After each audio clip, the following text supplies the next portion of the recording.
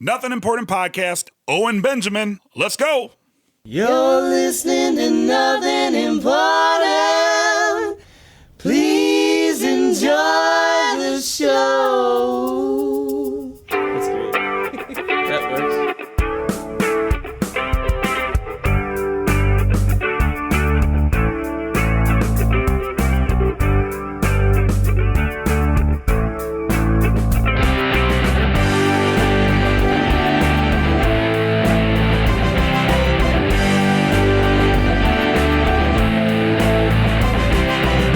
Ladies and gentlemen, on the Someone Important Hotline, it's Owen Benjamin. Owen, how's it going today?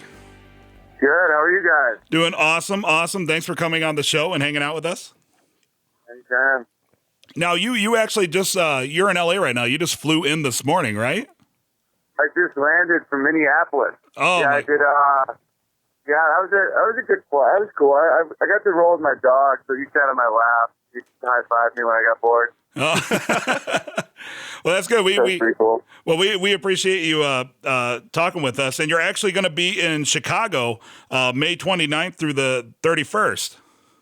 Yeah, I can't wait. I love Chicago. I'm at the Improv in Schaumburg. Yeah, Dave and I actually we're Chicago based, so we'll definitely be there. So we'll make sure to come up and say hi. Awesome. Yeah, definitely come out. It's gonna be a blast. And then also for those of you listening, Owen also has a podcast called Why Didn't They Laugh, which is I'm a big fan. I like the whole concept. It started off, it's basically like the dissection of jokes that kind of bomb.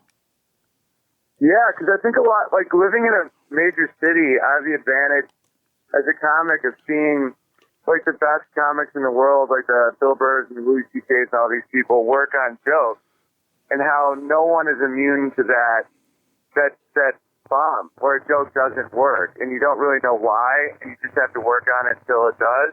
Mm-hmm. And I think so many people just think that it just comes out of nowhere. Then you watch the special, and it's all so fluid. And I find the process to be one of the reasons I like comedy so much, because you just never know why something will work or won't work, and just all the things that go into humor, you know, whether it's the lighting, the sound, the people in the crowd, how tight they're packed, you know, the tone you're giving, the setup, the play, you know, there's so many things that I just think it's one of those never-ending mysteries that I'm just glad to be a part of. Yeah, a lot of people just assume like if you can make your friends laugh that you can go up on stage and be a stand-up comic, but that's not the case at all. No, actually, I just heard Bill Burr sum it up really interestingly on one of Brian Callen's podcasts. He was like, everyone's always saying you got to find your voice. He's like, you start with your voice, and then you lose it because you're like so scared or you're like trying to do something you're not. He's like, the guy that makes his friends laugh is your voice, but like the crippling fear of like public speech or like trying to be something you're not is how you lose your voice. Mm-hmm. So there's almost like an element of like Buddhism and stand-up where like you are who you are the whole time. You just have to see it, type thing. Mm-hmm. Kind of intense. I've been on a plane all day, guys. That's okay. Did you have any morning cocktails on the plane? No cocktails. A lot of hydration. I can't drink on planes. I get hungover when I'm like by the time I'm landing. Awesome. As a comic who travels a lot, do you travel solo? Sometimes I get to bring an opener with me. Sometimes, a lot of times I don't. I'll just go with my dog. Gotcha. Or completely solo, yeah. Gotcha. That's why I got so into podcasts. Like, I never even listened to them, let alone, like, do one myself until, I just, you know, I'm alone so much that it's just better to listen to than music. Music is kind of repetitive. You're echoing my sensibilities right now, because Brian and I, we used to be in a comedy rock rap band, or we call it crap, and we broke up, you know, several years ago, and then we decided to get into podcasting as a way as like extension of our version of humor, basically. And we never listened to podcasts before we started doing it. And I always say podcasting is blowing up because music just sucks now. Yeah. Yeah, I don't know if you guys have seen my last special, the High Five Till It Hurts, but one of the jokes I do in it, you can get it on YouTube, is that how every pop song is literally the same chord. Because I'm a piano player, so it's like, yeah, like, because I have that ear, and I'm sure you guys do too, where like, if you know enough about music, you can just hear the insane amount of repetition that is now pop music. Yeah. It's just like, I find it pretty tedious. We actually had a song like that ourselves back in the day. It was like a 3-chord thing, and we kind of did a melody of songs that sounded alike, and it's that I know. gag. It's I loved the it. irony is, I did that joke, and someone was like, "Oh, actors are all awesome. Oh, you did that." And then someone else was like, "Oh, this other dude does this Canon D." And I didn't want to write back to everybody because it would be too time consuming, but I wanted to be like, "Do you guys not see the irony in this?" Right. I'm like, you're now pointing out that all jokes are the same. Yeah. As a- Like comics are the same thing. There's like, you catch a theme. You know, I remember when Rogan called out that dude, that Mexican guy. Carlos what's his Mencia, name? we were just talking We were about just that this talking morning. about Oh yeah. that. When the thing about that, like Mencia definitely. I mean, from I don't want to talk trash. I mean, he probably did steal jokes, but the joke he was called out for, like everyone I knew wrote that joke. When you see that there's going to be a wall built between California and Mexico, the first thing you think is Mexican. Right. Like who's going to build the wall? Right. Like anyone with a comedy mind thinks that.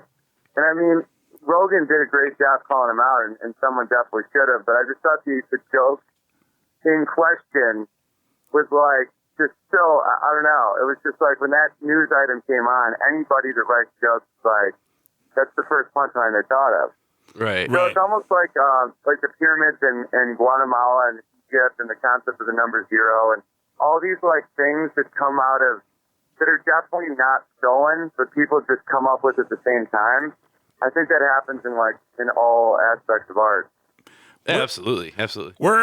We find one of the things we try to do when we interview people too is we like learning about like their about your passion and what makes you do it. And one thing that I always think of when I think of stand-up comics is how often do people come up to you and try to either solicit jokes or try to be funny to you because they know that you're a stand-up comic? Sometimes it happens. One thing about me is I'm 6'7" and I typically wear earphones, like headphones. Yeah. And that's like a really cool way to get people to not be like, you got to hear my joke about sex. It's like that. It's like, you can always tell immediately that you don't want to hear the person's joke. Because sometimes people's jokes are awesome, but usually just the setup, you can tell that they're like deeply disturbed people, you know? It's like, I don't want to hear your like crazy hate shit, you know? Yeah. Because I mean, a lot of people don't like understand. They think comedy is just being an asshole, and it's like not. Well, Like go ahead. Oh, I'm sorry. We were actually talking about that too. Actually, we have a lot of parallels. You're from a small city in upstate New York, and it's probably just a lot like Dave and I. We're from a tiny town that has like 3 stoplights, and 5,000 people 5,000 people and 3 nuke plants. So like when you talk about your comedy, 5,000 people and what? What was the thing after 5,000 people? And 3 nuke plants, which I've heard you mention before. yeah, Yeah, you're from a town with new plants? Yeah, Dude. there are 3 major nuke plants in the Midwest within 15 miles of our town, I think. Like we are in the worst, one of the worst zones in the country, yeah. I'm just hoping one breaks open so I get superpowers. So that's pretty. That's what I'm. My town's 10,000 people with 3 new plants. Oh, big So city guy.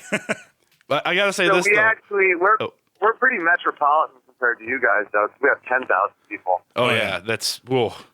Yeah. Well, there's 3 little towns of 5,000 people each, and we're like the poorer town, and like the other towns get the money from the nuke plants. So there's always like this crazy rivalry amongst the towns, like the rich kids and the poor kids of these shitty little Midwest towns. I know, and in the end, they're all the same. It's like I remember growing up. There's a town right next to ours, and we used to always say that they were the incest town. We're the And then incest Yeah, town. we're the incest town. No, but then it turned out we were. Oh, Like forever, we're like, oh, Fulton, yeah, incest. And then like someone's like, have you checked like the stats on this thing? We actually have more cases of incest. We're like, find out you're the bad guy. Yeah, so it just kind of bites you in the ass. Like all the time you spend talking shit, and then it turns out like you're the person you're talking shit about. Oh, yeah, and we got a lot of money from the nuke plants, and it did absolutely nothing for us. It was like, the economy still sucks. Like, my parents' house is like a 3-bedroom house. It's worth like $60,000. You know, like the real estate is brutal. But teachers would make like $80,000 a year, but they still were like really bad and like abusive. Like, we would have like brand new oboes, but like no one knew how to pronounce the word rhetoric. It was like money didn't. And everyone in my family's a teacher except me, so we get in fights over this shit. But I'm like, money doesn't solve the education problem. It actually can make it worse sometimes. Yeah. Right. Where it's like, in my opinion, the system's off. Because we were flooded with money for like 8 years because of the nuke plants. And it was one of the worst school systems I think imaginable. Like, more money can't make teachers care. Yeah. Well, like no, all it does is it just makes the school board hire their dumb cousins to actually do a good job. Well, the town next to ours, the big thing is like they have this really kick-ass school, smaller school, but really nice amenities and all that, and they built it on sand. And the school's like sinking. It's this huge deal. Like, you had all this money, you're like the worst engineer ever to freaking build your school. Yeah, we're just wasting. Yeah, money doesn't fix stupid. One thing we, in addition to like the small town sensibilities, one of the things that Dave and I really like about your comedy, and you kind of touched on it, is that you're not mean at all.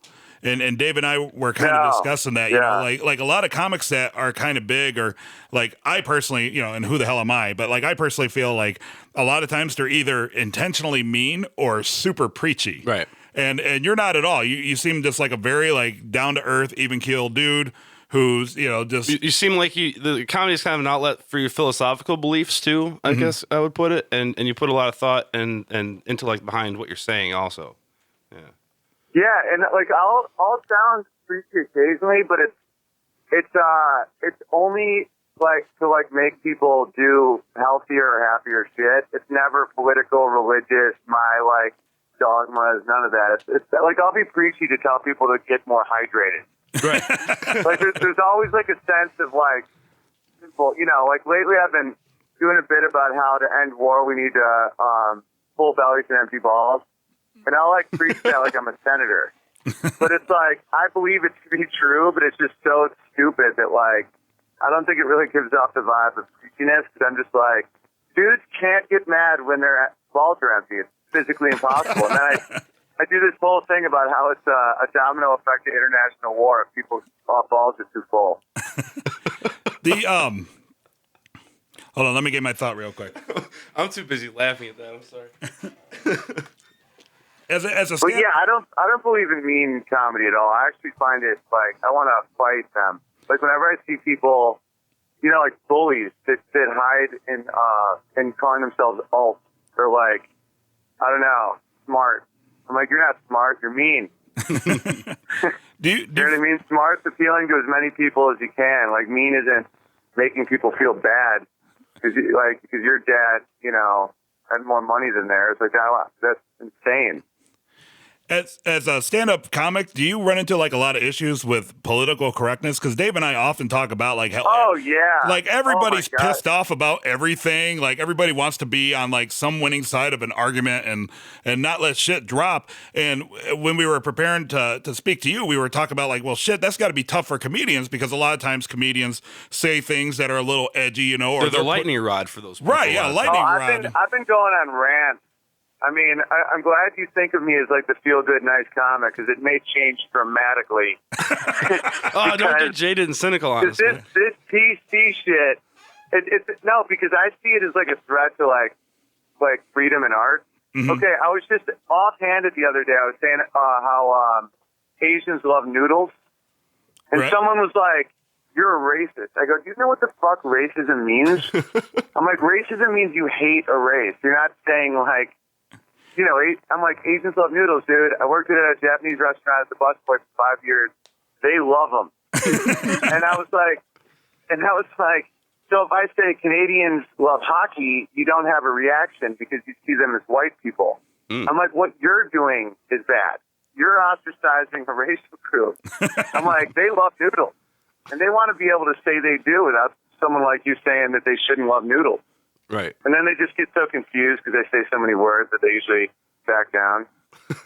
Has anybody ever tried to like, because I know you're a big dude. Has anybody ever tried to like physically confront you after a show for anything? Yeah, but it's only because they don't think anything will happen. That's another thing. Like small town nuclear power bros like us usually end up nice because, like, if you say crazy shit, someone will punch you in the face. So it's like, you know, a lot of these kids from, you know, I call hipsters indoor cats. Yeah. So it's like us, we're not indoor. You know, we're from a place where if you come up to someone and poke their chest and say that you offend them, they're gonna hit you in the throat because it's softer. Yeah. You know what I'm saying? Absolutely. Where it's like, and that's why people are usually like fairly respectful to each other because there's like repercussions. I've had like shows where people come up to me after and they're just like, "Hey man, it's not cool how you," and I'm like, I just want to grab them and be like, "Buddy, we're one blip of like an oil crisis away from me viewing you as food." Like, no one cares about your Facebook status, buddy. I'm like, if we don't get enough avocados and oranges this year, I'll eat you. Well, But, you know, that sounds a little psychotic. well, but I mean, but there's so much truth in that because Dave and I on our show we talk about that all the time, where how all these hard asses and everybody thinks is a hard ass until like somebody like me comes along and that will just slap them. Like, and, you know, and I'm not like the world's biggest badass or anything like that, but like there's a line eventually. Like, Well, here's money, here's mouth. Let's put the two together. like you know? make it happen. You know, like it's I just think comics are in such a hard position these days because there are so many butthurt pussies out there that are just looking for a reason to be offended. But at the Because same now it's cool to be a victim. You got to figure out what victim you are, and that's who you are. Oh, and by the way, it's never the groups in question. Like when I do Cleveland and it's 75% black, I can do the entire show about race.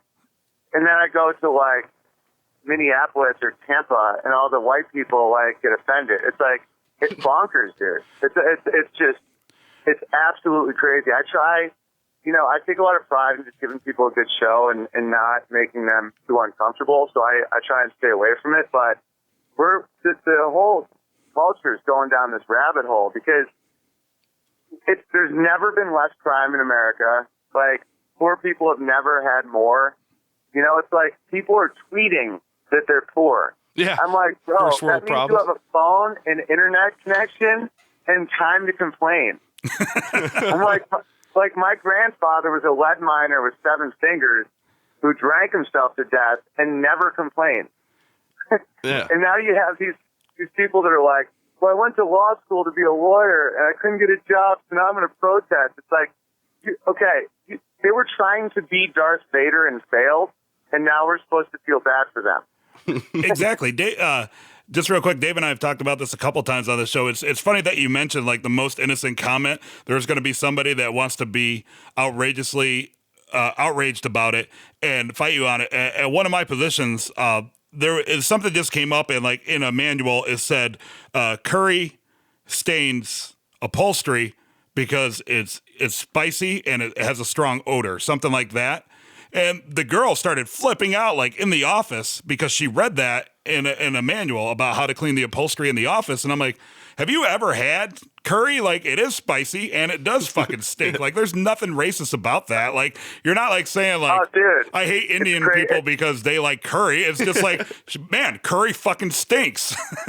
and this is why I can function without just throwing haymakers constantly, is I don't think they're bad people. I think that they're very ignorant to like other cultures. Like most people that act like this, they truly believe they're sticking up for the underdog because they have no life experience whatsoever.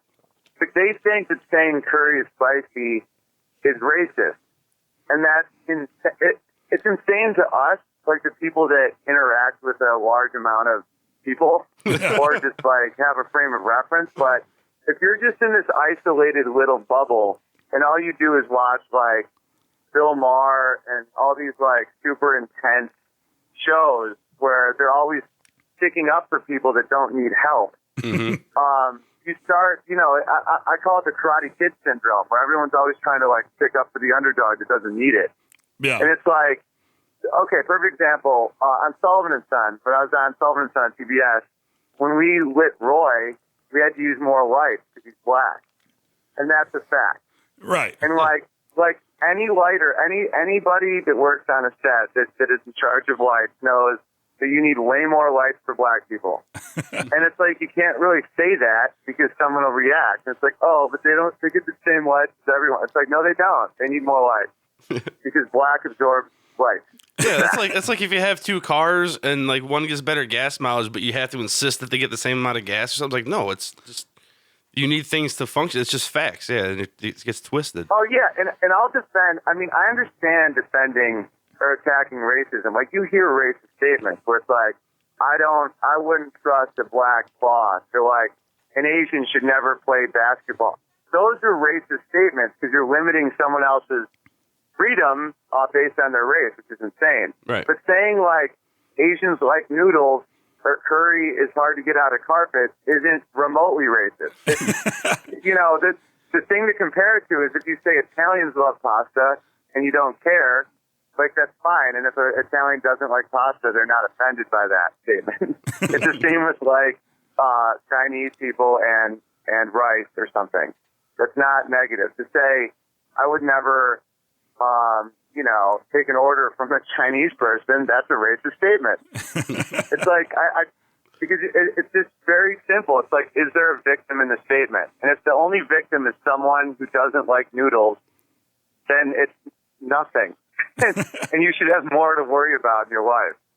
I totally agree. You're a man after our own hearts. We talk about that shit all the time. Who were your big influences for comedy? Like, what inspired you to get into comedy? Oh wow! I think the first nuclear power plant was my first, and then the second one. I'm kidding. I think I always watched Saturday Night Live with my dad growing up every Saturday. And whether or not we were having a good relationship at the time or a distant relationship at the time, SNL always kept me and my dad. That was always our common ground. And, you know, it was the Adam Sandler and Phil Hartman and that whole era. And my dad sang opera, so it was like Opera Man and like all the music stuff. Yeah, I mean, it was just. And then we got to see Adam Sandler when he came to Oswego State. And, and I think from there, Vince Vaughn. A lot of the major ones, I always just liked. My major influence though is Sandler, because he made music funny, and he was like, he could be really good at music and obviously smart, and he just would sing a song about his wiener. Yeah, and I was like, that's me. That's all I want out of life. Yeah, and we love the little songs that you do in your act and stuff. And you're actually proficient at music, which makes it even better. Totally. Yeah. Who are some of your biggest musical influences? Beethoven, number one for sure. And then from there, because when I was a little kid, I was just obsessed with Beethoven. I used to play it like 10 hours a day. Like, I was like self-imposed whiplash. I don't know if you saw that movie. Yeah, that's a pretty good movie. I like played all day long. It was like my zone. And as I got older, I liked the power ballad guys, like Bryan Adams and like Warrant, like like Poison when they sang Every Rose Has a Thorn, you know. Yeah. 18 in Life by Skid Row. And then as I got older, you know, then everything just opened up to everything. You know, I like certain hip hop, but not the popular stuff, because that's just such a machine at this point. Like, it's all the same shit. Watered down. Yeah. Yeah, it's like DJ Garage Band.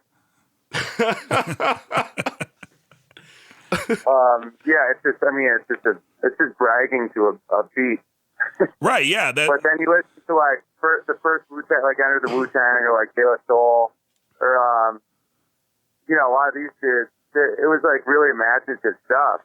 I mean, there's still a lot of imaginative stuff, but I think it just goes through a filter to get on the radio until it's pretty bad. Oh yeah, I firmly believe the best stuff out there isn't even on the radio these days, but there's some really good stuff that's not on the radio, unfortunately. Yeah, it's same with, in country, it's the same issue. It's like there's a lot of country music I like, but you get into the top Billboard stuff, and it's so funny how country and hip hop both face the same issues. But it's like once you get to those huge songs, they all kind of sound the same, but Have you then seen? you peel it back a little bit.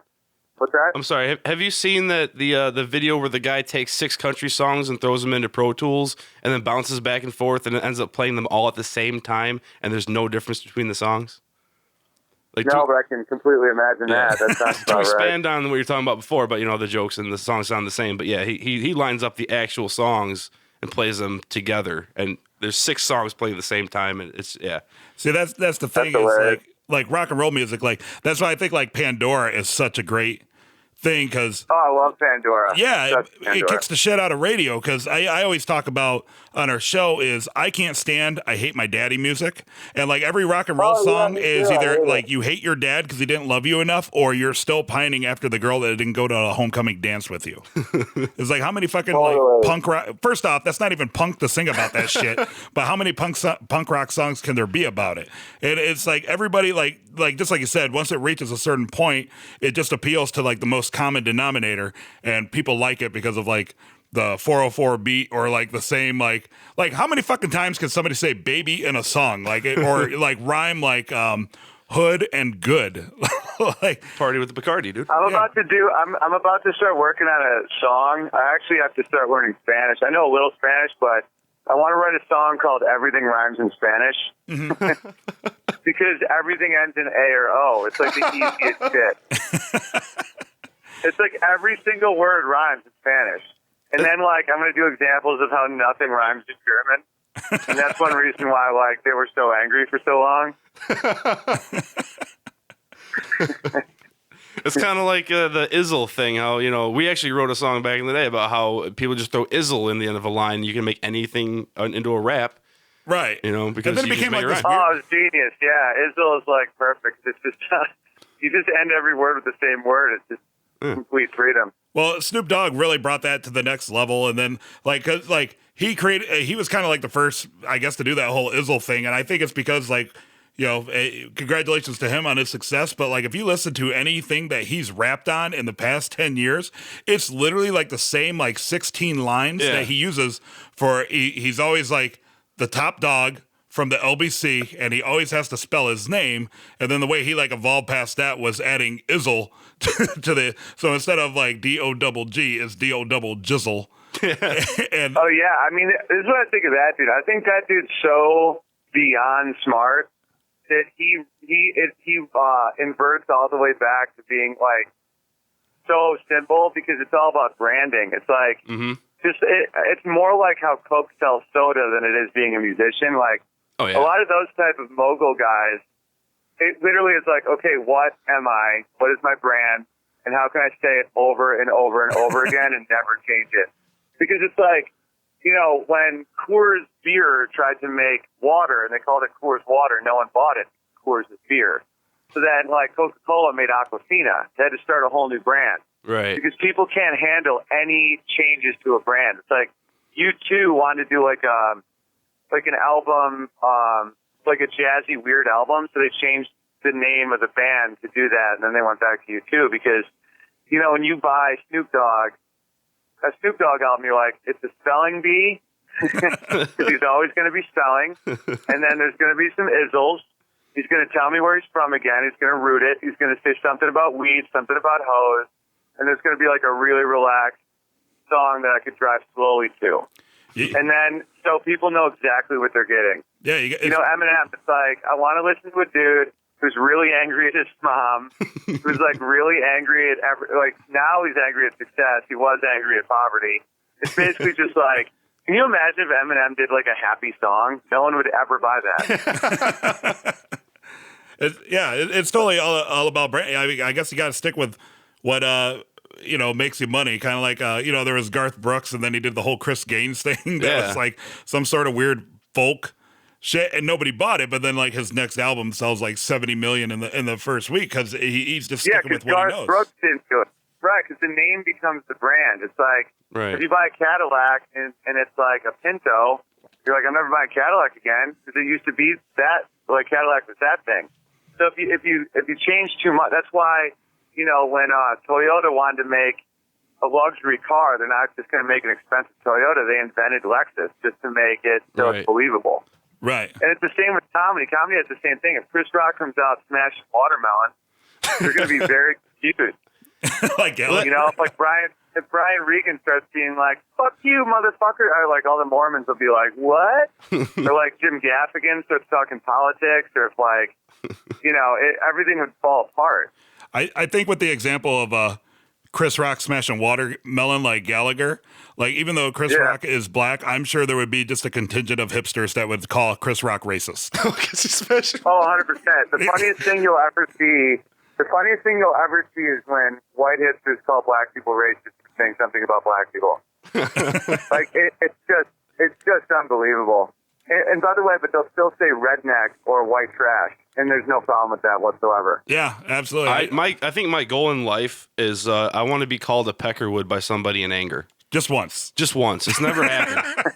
But that is my favorite racial slur of all Bro, that's time. a real fucking Peckerwood statement. I just did it.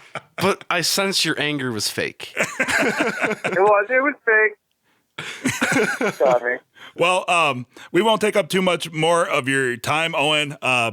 Congratulations on all your success thus far, and we're really excited to see you on stage in Chicago. If we get a chance, we'll come up and introduce ourselves to you. Maybe hang out, have a couple beers. Jam a song for the good old days. Yeah, you know what? You're here for 3 days. You want to hang out and do a podcast with us or jam out? We'll be more than happy to. We do. We started it and have tailed off, but part of our podcast was originally once a month we cover a song by a female artist and call it That Time of the Month. So if you're willing to hop in on something like that, because we're actually sitting in a music studio right now that I work out of. So.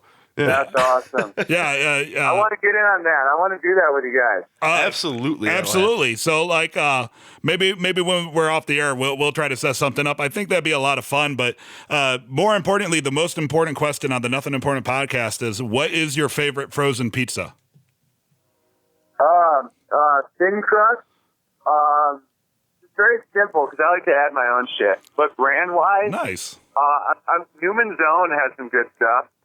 And so does this other one that I don't remember the name, but it's at Ralph's. That's good. I know what it looks like. I don't think we have Ralph's around here. I don't think so. That's pretty interesting. We actually just got off the phone with Julianne Emery. She plays Betsy Kettleman on Better Call Saul.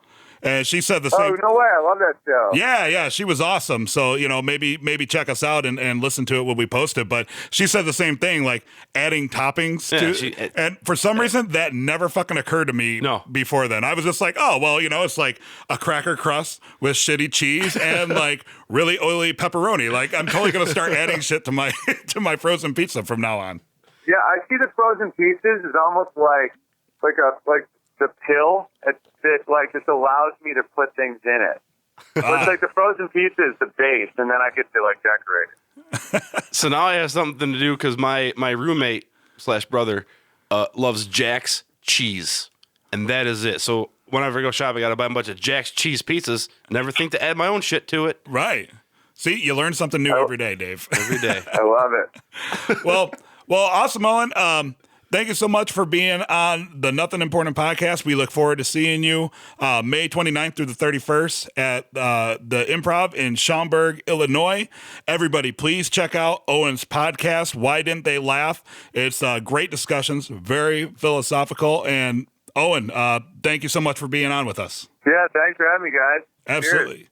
All right, Dave, that was Owen Benjamin. What a cool dude, right? Yeah, like a man after our own hearts. It's honestly, the coincidences were kind of like he would use phrases that we used in our podcast and that we just used 5 minutes before talking. Right, yeah. It's a very similar thought, but I guess that's because it goes back to the whole being from a small town surrounded by nuclear power plants, right? Yeah. And he seems to be about our age, so yeah. Yeah. So totally good guy. Thanks for listening, everybody. Make sure to hit us up on nothingimportantpodcast.com, Twitter, Facebook. I want more than 17 goddamn Twitter followers, so I need you people to do that. I know there is a ton of you out there, so just hit me up on Twitter and make me feel good for once, okay? It's so crappy. Like, you'll pick, like, some random guy, like, oh, this is Tom Jones who works at fucking Kmart, and he has, like, 3,000 followers, and, like, we literally have thousands of listens, and we have 17 fucking people on Twitter. So if you guys could help us out, do us a solid, I'll give you a bro hug. Virtual Bro Hug. Hit us up on Twitter. Dave, Yeah. you can stop recording now.